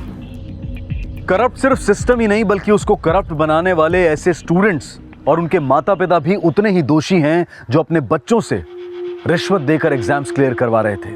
और कई स्टूडेंट्स का भविष्य भी ताक पर था जो आने वाले समय में पहली बार मेडिकल एग्जाम देने की तैयारी कर रहे थे। पापा कॉलेज में फॉर्म फिल किए जा रहे हैं, पीएमटी रहने दो, मैं एक काम करती हूँ, नॉर्मल बीएससी कर लेती हूँ। तुम्हें मेडिकल में जाना है ना, पीएमटी की तैयारी करो, बीएससी करके क्या मिलेगा? पापा पीएमटी करना इतना इजी नहीं है। अरे तो मुश्किल क्या है भाई? अपने पड़ोस वाले शर्मा जी, उनके बेटे ने पिछले साल 12वीं में तुमसे कम नंबर लाए थे, फिर भी उसने पीएमटी क्लियर किया कि नहीं? आपको पता नहीं है, आजकल ये पीएमटी एग्ज़ाम ऐसे ही क्लियर नहीं होते। शर्मा अंकल ने 25 लाख खर्च किए, तब जाके उनका लड़का पीएमटी क्लियर किया। 25 लाख? मैं जानती हूँ कि आप मुझे डॉक्टर बनते हुए देखना चाहते हैं, लेकिन मैं नहीं चाहती आप पे मेरी वजह से ज़रा भी प्रेशर आए। मैं एक काम करती हूँ, नॉर्मल बीएससी कर लेती हूँ और आगे जाके कोई प्रोफेशनल कोर्स कर लूँगी। बेटा तुम्हें मेडिकल में जाना है, पीएमटी की तैयारी करो, समझे? बाकी आगे क्या करना है वो हम देखेंगे। सर ये सब उस सदानंद की साजिश है, जलता है मुझसे। कॉलेज के दिनों से ही मैं हमेशा टॉपर रहा हूँ, उसकी रैंकिंग मुझसे कम रही है, इस बात का बदला ले रहा है मुझसे, फंसाना चाहता है मुझे। सर डॉक्टर सदानंद की दिमागी हालत ठीक नहीं है, वो काफ़ी टाइम से मुझसे ऐसी बात कर रहे हैं, लेकिन ऐसी कोई बात ही नहीं है। सर मैंने खुद अपने एंड से सब कुछ चेक किया है, सब कुछ अकॉर्डिंग टू रूल्स ही हुआ है। कैंडिडेट्स की सिलेक्शन और इंटरनल एग्जाम में कोई गड़बड़ी नहीं है, इस बात की गारंटी मैं खुद लेता हूँ। सर मेरी फ़ोटो कोई भी अपने फॉर्म में लगा सकता है, इसका मतलब ये तो नहीं हुआ कि इसमें भी मेरी गलती है। सर मैं अपना स्टैंड क्लियर कर चुका हूँ, आपको सारे प्रूफ्स भी दिखा चुका हूँ, और सर वो लोग एक दूसरे को बचाने के लिए कुछ तो सफाई देंगे ही ना। लेकिन सच क्या है वो ना आप ऐसे बोलकर साबित कर पाएंगे, ना वो कुछ उगलेंगे। सर डॉक्टर किशोर, उनके थ्रू हम शायद उनकी रियलिटी तक पहुंच सकते हैं। लेकिन डॉक्टर किशोर उनके लिए काम करते हैं, तो हमारा काम क्यों करेंगे? सर त्यागी के बारे में भी डॉक्टर किशोर से ही पता चला था मुझे। एक दिन मैंने उनको कुछ लोगों से बात करते हुए सुना था कि ये लोग कुछ कोचिंग इंस्टीट्यूट्स में जाकर कुछ ब्राइट स्टूडेंट्स ढूंढते हैं और वीक स्टूडेंट्स की जगह पे उनसे एग्ज़ाम दिलाते हैं। कोचिंग क्लासेस के ब्रिलियंट लड़कों को पकड़ते हैं, ढूंढते हैं उन्हें, और उन्हें पैसे भी कम देने पड़ेंगे। अच्छा आइडिया है, इससे दाम भी कम देने पड़ेंगे और त्यागी जैसे टॉपर्स के दाम भी घटे। एग्जामिनेशन हॉल के आईडी में फ़ोटो तो उन ब्राइट स्टूडेंट्स का होता है, लेकिन नाम और रोल नंबर उन स्टूडेंट्स का होता है जो ये सीट पैसा दे के खरीदते हैं। This issue is very serious, लेकिन इसमें कौन कौन इन्वॉल्व है ये सब कैसे पता लगाया जा सकता है? अगर हम पुलिस की मदद से उन कोचिंग सेंटर्स में जाने की कोशिश करें तो। डॉक्टर राकेश दुआ, पहुंची हुई चीज़ें हैं, ये वही है ना जब तुम सिनेमा हॉल में बैठे फिल्म देख रहे हो, तुम्हारा पीएमटी एग्जाम पास करा। आहिस्ता बोल, इन्होंने मेरा ही नहीं बल्कि बहुत लोगों का पीएमटी यूं क्लियर करवा दिया है। अच्छा। और तेरे तो मैंने डिस्काउंट के लिए भी बात किया है। मैं बात करके आता हूँ। अरे तू रुकना, मैं बात करके आता हूँ। डॉक्टर जी कैसे हैं? आई एम गुड करण, तुम कैसे हो? मैं भी अच्छा हूँ सर। आपकी मछली ले आया हूँ, बाहर खड़ा है। भेजो उसे। सर मेरा 5% कंफर्म है ना? करण एक बात को कितनी बार बोलना पड़ेगा? ठीक।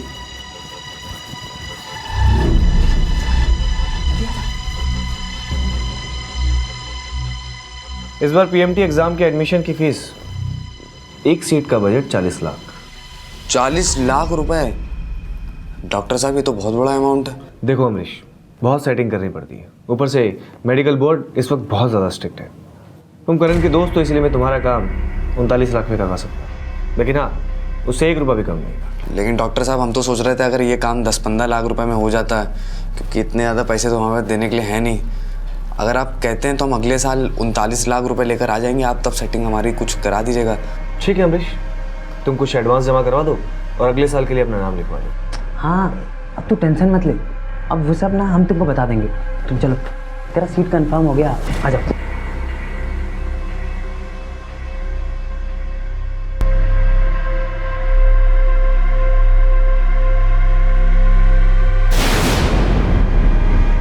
डॉक्टर सदानंद के द्वारा दी गई इंफॉर्मेशन के आधार पर अब सभी सस्पेक्ट्स पर नजर रखवाई जा रही थी और उन कोचिंग इंस्टीट्यूट्स का भी पता लगाया जा रहा था जहां के स्टूडेंट्स इस फर्जीवाड़े में शामिल हो रहे थे।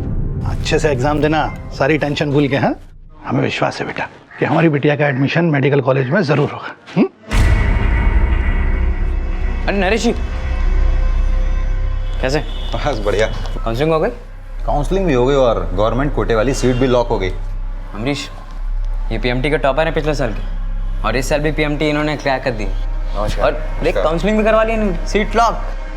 सर आपने तो जब पिछले साल भी टॉप किया होगा तो आपको अच्छा कॉलेज मिला होगा, तो आपने फिर से एग्ज़ाम क्यों दिया? मैं यहाँ दूसरी बार एग्ज़ाम देके एडमिशन लेने नहीं आया हूँ, मैं सिर्फ गवर्नमेंट कोटे वाली सीट बुक कराने आया हूँ। मतलब कुछ समझ नहीं आ रहा है। अरे यार ये सब ड्रामा है, मैं सिर्फ इनरोल कराने आया हूँ। ऐसा क्यों? लेकिन देख भाई, प्राइवेट कॉलेज की कुछ सीट गवर्नमेंट कोटे में रिजर्व होती हैं। हाँ।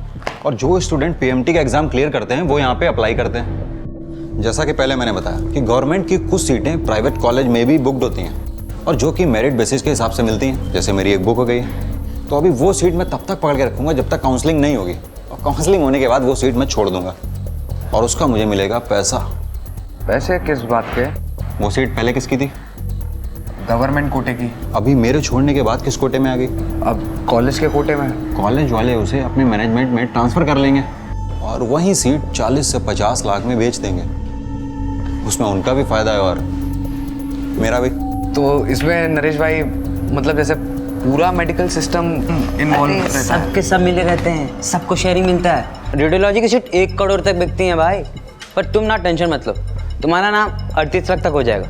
तुम जाओ और जल्दी से ना पैसे का इंतजाम करो अगले साल तक। अमरीश अपनी सूझबूझ से जो पता लगाने की कोशिश कर रहा था वो पूरे मेडिकल सिस्टम की पोल खोल रहा था, लेकिन हैरानी की बात यह थी कि 2009 में मेडिकल बोर्ड के गठन के बाद साल 2010 में कई जगहों पर ये फर्जी एग्जाम्स हो रहे थे। इस बार अमरीश ने डॉक्टर सदानंद की सलाह पर साल 2010 में अपने एरिया से एक फ्रेश PIL फाइल की और जल्द ही उसकी PIL भी एक्सेप्ट कर ली गई और अदालत ने दिगवाना पुलिस को अमरीश द्वारा लगाए गए आरोपों पर कार्रवाई करने का आदेश दिया। इस बार पीएमटी एग्जाम के एडमिशन की फीस, एक सीट का बजट 40 लाख। सबके सब मिले रहते हैं, सबको शेयरिंग मिलता है। माना कि इन रिकॉर्डिंग्स को कोर्ट ने ऑथेंटिक माना है, लेकिन अगर तुमने वीडियो बनाई होती तो उनके खिलाफ स्ट्रॉन्ग केस बनता। सर मैंने वीडियो बनाने की पूरी कोशिश करी, हिडन कैमरे का इंतजाम नहीं हो पाया बस हमसे सर। ठीक है, तुमने जिन जिन के नाम पॉइंट किए हैं हम उन पर निगरानी रखते हैं। सर हमारी आपसे एक दरखास्त है सर ये करण, डॉक्टर दुआ, डॉक्टर नरेश, सर इनको मत छोड़िएगा। और इनकी तरह एक फ्रॉडिया और है सर, डॉक्टर विनोद गिरी। सर आज उसी की वजह से हमारी अम्मा की जान गई है सर। मुझे ऐसा लगता है कि कमलेश के जरिए ही ब्राइट कोचिंग के स्टूडेंट्स को फेक आईडीज पर एग्जाम दिलवाए जाते रहे हैं। ये सब हमारी निगरानी में है। सर डॉक्टर सदानंद की हेल्प से हमने 117 सस्पेक्ट्स को नैरो डाउन किया है। ये वो स्टूडेंट्स हैं जिनके रिजल्ट्स पे हमें डाउट है। शायद इन स्टूडेंट्स ने किसी किशोर और कमलेश जैसे लोगों को पैसा देकर एग्ज़ाम क्लियर करवाया। और ये इनमें से 12 टॉपर्स ऐसे हैं जिन्होंने 2009 में भी एग्ज़ाम दिए और 2010 में भी, ये क्लियर है। और ये वो 8 स्टूडेंट्स हैं जिन्होंने दूसरे स्टेट से यहाँ कर एग्ज़ाम दिए। शायद ही वहाँ के टॉपर्स हैं, लेकिन इन्होंने यहाँ के स्टूडेंट्स के लिए फर्जी आईडी पे एग्ज़ाम दिया। हम इस सब की जांच करते हैं, लेकिन मुझे ऐसा लगता है कि कोई भी ठोस कदम उठाने से पहले हमें जुलाई एग्ज़ाम्स का इंतज़ार करना चाहिए। हो सकता है एग्ज़ाम सेंटर से हम ऐसे कुछ स्टूडेंट्स को रंगे हाथों पकड़ सकें। खाना लगा दूं क्या? ये लाइट कैसे चली गई?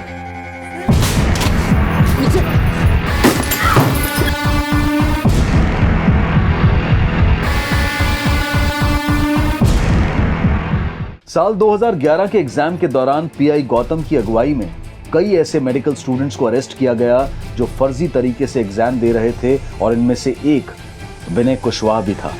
सर मैं लालच में आ गया था, गलती हो गई सर मुझे छोड़ दीजिए, मेरा कैरियर बर्बाद हो जाएगा सर। अगर तुझे अपने करियर की इतनी चिंता होती तो ये सब करता ही नहीं। मैं भटक गया था सर, मुझे पैसों की जरूरत थी और कमलेश ने मुझे 2 लाख रुपए का ऑफर दिया था सर, मैं खुद को रोक नहीं पाया।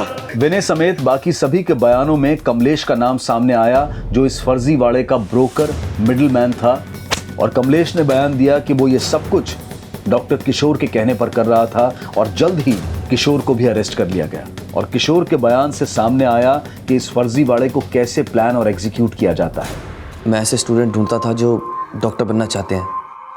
फिर कमलेश दूसरे राज्यों की कोचिंग क्लासेस से ब्राइट स्टूडेंट लेकर आता था ताकि वो वीक स्टूडेंट की जगह एग्ज़ाम दे सके। और ये सब के लिए हम पर सीट 20 से 25 लाख रुपए चार्ज किया करते थे। कब से चल रहा है सब? जी कई सालों से। सबसे पहले हम स्कोरर को ढूंढते थे क्योंकि कमज़ोर स्टूडेंट तो अपने आप ही ब्रोकर के ज़रिए हमारे पास आ जाता था। फिर हम उसके लिए एक फॉर्म भरते थे और फॉर्म के ऊपर फ़ोटो हम टॉपर की लगा देते थे और एग्ज़ाम हो जाने के बाद वापस उसकी फ़ोटो कमज़ोर स्टूडेंट के साथ बदल देते थे।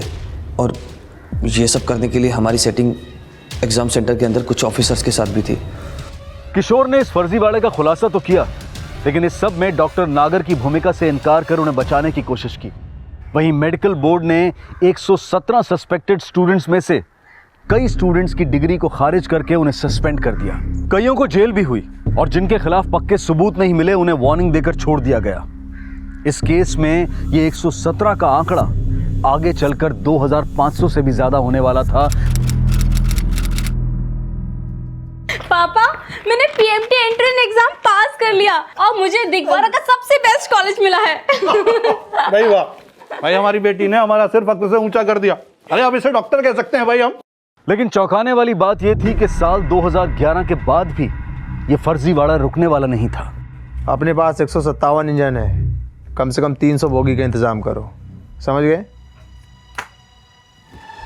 ये इंजन और बोगी ऐसे कोड वर्ड थे जो आने वाले समय में इस केस को और भी सनसनीखेज बनाने वाले थे। वहीं अमरीश आरटीआई यानी कि राइट टू इंफॉर्मेशन एक्ट के तहत उन 117 मेडिकल स्टूडेंट्स के एग्जाम्स की आंसर शीट और उनसे जुड़ी जानकारियों का अध्ययन कर रहा था जो मेडिकल बोर्ड की सस्पेक्ट लिस्ट में थे। और साल 2012 के रिजल्ट के बाद डॉक्टर सदानंद को फिर ऐसे हिंट मिले जिससे यह साफ था कि एग्जाम्स का यह फर्जीवाड़ा अब तक चल रहा था। डॉक्टर सदानंद आरटीआई के तहत ऐसे कई स्टूडेंट्स की आंसर शीट्स और उनके बैकग्राउंड की जांच कर रहे थे जिनके रिजल्ट्स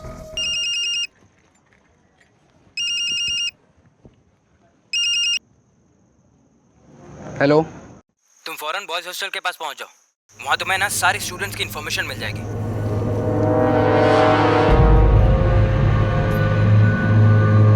चुपचाप से इसमें लिख कि तूने जो कुछ भी कोर्ट में कहा था ना वो सब झूठ था। और इसमें ये भी लिख कि तू सुसाइड करना चाहता है। चल लिख। अमरीश पर यह 14वीं बार हमला किया गया था और वहीं डॉक्टर सदानंद को भी रोजाना कई तरह की धमकियां मिल रही थी, लेकिन धमकी देने वालों की पहचान नहीं हो पा रही थी।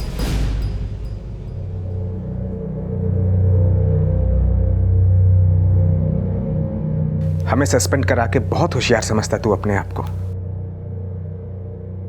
इस लाइन देख रहा है ना तू, ये भी तेरी जान ले सकता है। अब जिंदगी और मौत तेरे हाथ में, क्या चाहिए सोच ले। अमरीश को इस बात का अंदाजा था कि ये सारे हमले उस पर सिर्फ पीआईएल को वापस लेने के लिए किए जा रहे थे, लेकिन इस सब के बावजूद वो अपने फैसले पर टिका रहा। वहीं डॉक्टर सदानंद ने 2012 के एग्जाम्स में हुई धांधलियों को लेकर 2013 में एक फ्रेश पीआईएल फाइल की और पुलिस को कई ठोस सबूत भी मुहैया करवाए।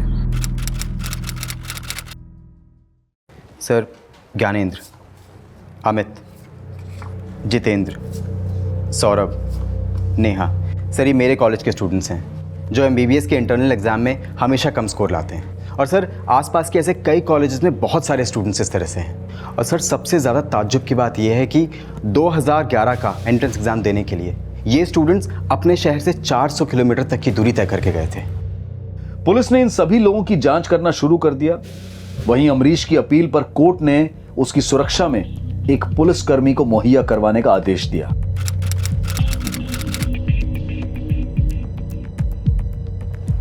सर ये बहुत ही इंपॉर्टेंट इन्फॉर्मेशन हाथ लगी है। सर ये उन 20 स्टूडेंट्स की लिस्ट है जो इस साल फर्जी आईडी के साथ दूसरे स्टूडेंट्स के बिहाफ पे एग्जाम में बैठने वाले हैं।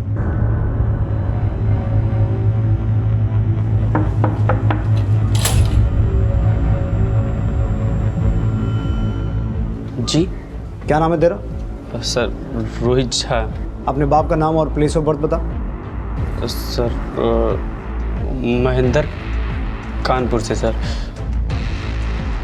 तेरे फॉर्म में तो कुछ और ही लिखा हुआ।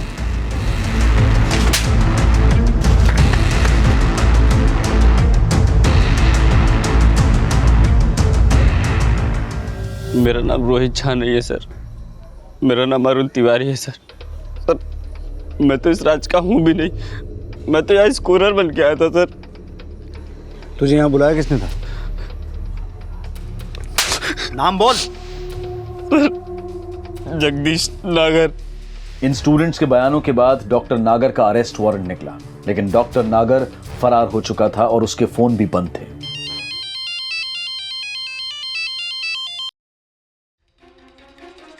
डॉक्टर सदानंद ने डॉक्टर नागर का एक फोन नंबर पुलिस के साथ शेयर किया और पुलिस ने उस नंबर को ट्रेस करना शुरू कर दिया और जल्द ही डॉक्टर नागर को मुंबई के एक होटल से अरेस्ट कर लिया गया, जहां से डॉक्टर नागर का फोन और लैपटॉप सीज कर लिया गया। देखिए, ये सब मुझे फंसाने की साजिश है। मेरा इन सब कैंडिडेट से कोई भी डायरेक्ट कनेक्शन नहीं है। ज्यादा होशियार मत बन। हमने किशोर से सब पता कर लिया है। उन 317 कैंडिडेट्स के बारे में जिनके नाम तुम्हारे लैपटॉप से मिले थे, काफी लोग गिरफ्तार भी हो चुके हैं और कुछ इंजन्स ने तुम्हारा नाम लिया है कि इस सब में तुम शामिल हो। अब ये बताओ कि एडमिशन और रिक्रूटमेंट बोर्ड में वो लोग कौन हैं जो तुम्हें इंजन और बोगी के रोल नंबर अलॉट करते हैं? सर वो जगदीश नागर इंजन स्टूडेंट्स को लाता था, वही उनके फॉर्म भर के मुझे देता था। इंजन के पीछे और आसपास के स्टूडेंट को बोगी कहते। ये नागर को एग्ज़ाम क्वालिफाई करने के लिए पैसे देते थे।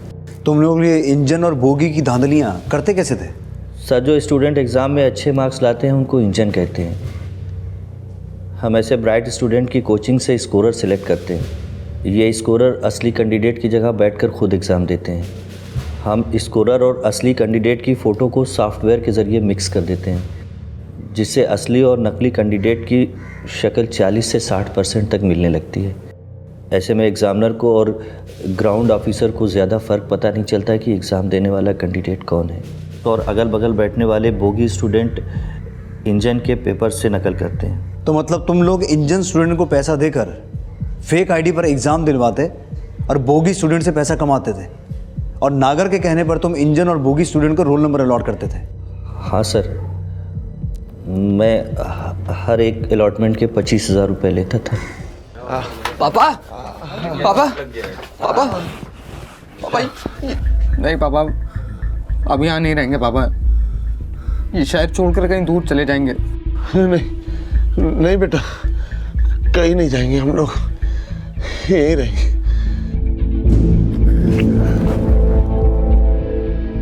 Let me decide my sir कि ANR स्कैम की रिपोर्टिंग के लिए कौन जाएगा। इस एडमिशन एंड रिक्रूटमेंट स्कैम की ग्राउंड रिपोर्टिंग की इच्छा रखने वाला निश्चित सिंह क्या अपने बॉस को कन्विंस कर पाएगा?